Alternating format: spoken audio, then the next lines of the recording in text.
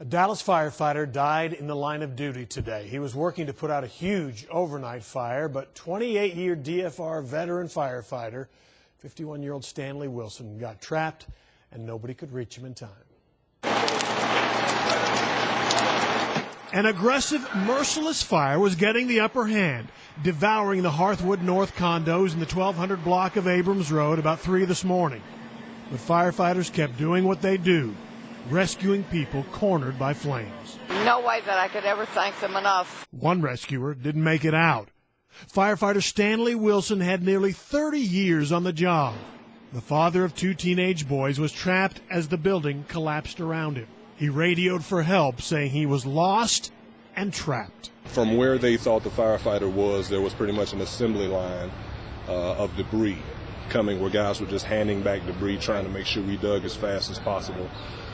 It took a few hours, but unfortunately, we found what we didn't want to find. Draped in a flag as his body was removed, heartbroken fellow first responders saluted.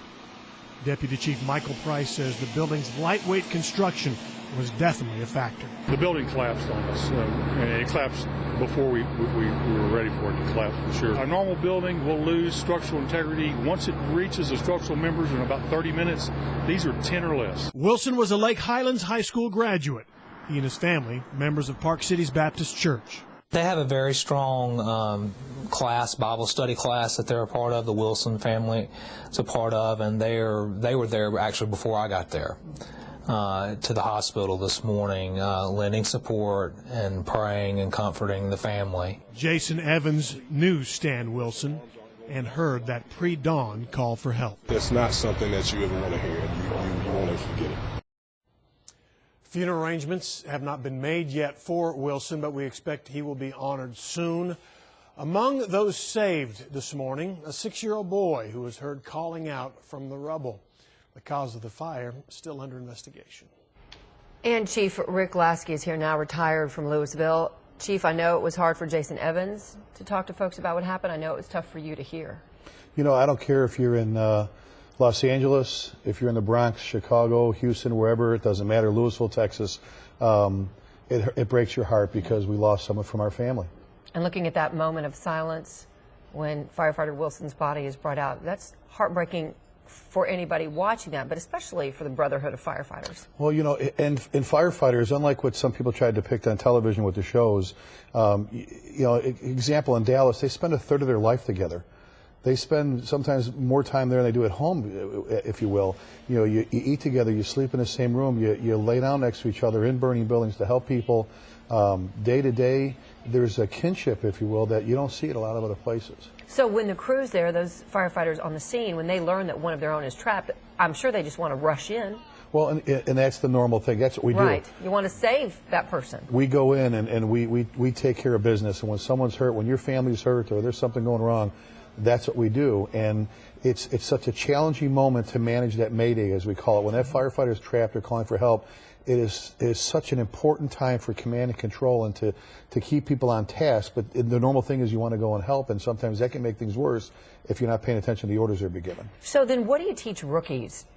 Because when they're going to possibly face a situation like this, do they have check-ins that they have to do as far as how long they're in the burning structure? Are there buddies? How does it work? Well, all that is taken through the incident management system. And, you know, for example, a Dallas Fire Rescue is an extremely professional department, progressive.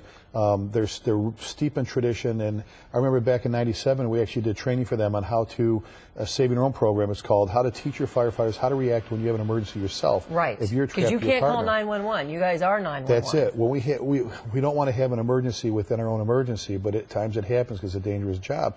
So you train. I know for a fact they train their firefighters from day one how to react when this happens. That's just the kind of fire department they are, and they're very good at it. We're up against weather, we're up against buildings, you know, the construction that can be the enemy, fire conditions, what's burning, all different kind of people that are trapped. We're looking for folks.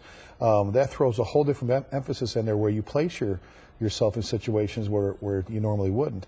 So those young firefighters are taught from the beginning about command and control, about reporting. It's not as much important to them as it is to their bosses, those that are running, those chiefs that are running the scene, to say how long are they in, how much more time do I have, how much air do I have in my tank. that whole command and control thing is key. Well, and oftentimes it's the building that can kill you before the fire, so you need to know about that structure, the construction of that structure. As in this case, it came down, they said, before they expected. All that training, we've said it for years. Our mentors have said that the building is your enemy, the fire is the ammunition. You need to know both, but you need to understand and study your enemy so you know how that building is going to react with fire and how that fire is going to react with the building when tragedy strikes on our end. So what does something like this death do of Stanley Wilson to morale, to the other firefighters? Does it strengthen them? Is it more difficult to go fight the next fire? You know, that's something that's really special about the fire service family is it hurts you so bad to go back to that firehouse. Those firefighters went back to that firehouse and had to see a car in that parking lot that they know someone's not coming back to. I didn't think about that, you're right. And his locker's open and his bed's made and his coffee cup sitting there and all these things that we've done for years that you know that that brother, that sister's not coming back.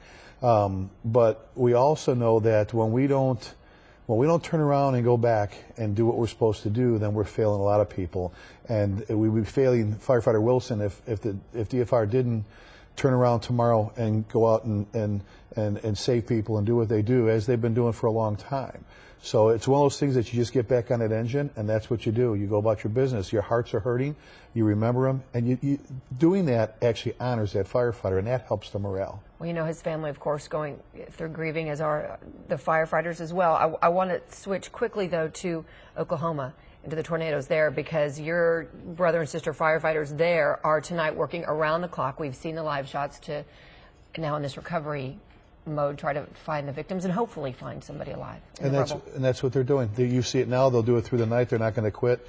You know, there's so many things with controlling utilities, debris management. You know, the disaster management plans they had in place ahead of time are going to help, obviously, take care of that. But you're missing children, you're missing adults, people are missing their pets. You're trying to just find stuff. Managing flat tires, even getting to people, is the hardest thing during the tornado. People don't think about that. You can't even get to them sometimes because there's so many nails in the street. Yeah. They're out there doing what we all signed up to do. And, you know, we tell folks all the time, you know, our best day is your worst day. When we can make that hurt or bad time go away, and what we tell the children is just try not to give a firefighter or a police officer their best day. We'd like to be bored. We'd like to not have to go to fires. That is one way to think about it, for sure. A slow day for us is a good day for everybody else. That's true. I know you're in touch with a lot of firefighters, a lot of first responders. What are they telling you from the scene there in Moore, Oklahoma? You know, we're hanging in there. We're still looking. This is something I've never seen in my career. We've been through a lot of tornadoes, but with the school, we've never had a school really. We've had schools get hit, but not out while they're occupied. A lot of times in the evening after supper, but during the day for this to happen, it's tough. They're doing well, but they've got some challenges ahead of them. I think that is one of the hardest things for people to comprehend, the number of deaths, but then you think about possibly these 24 children. Children are tough. Being a parent, you know, children are tough. It changes everything, doesn't it? Yeah, it does. And that's it. And firefighters and police officers see things that you're not normally supposed to see. Yeah. And you have to look past that, because we're no good if we lose our emotions, we lose our control. We're no good for you. You know, I tell people all the time, firefighters go back and we deal with it back in the firehouse, police officers in the police station, by talking and kind of doing our thing. But you know, when you can't control your emotions when you're out there, then you're letting everybody down. That's what they've got. You got to keep fighting. You got to keep pushing forward to take care of those folks that are going through such a bad time. Well, you are all heroes. Thank you so much for all you do, and thank you for being here to honor Mr. Wilson as well. Thank you. Thank you.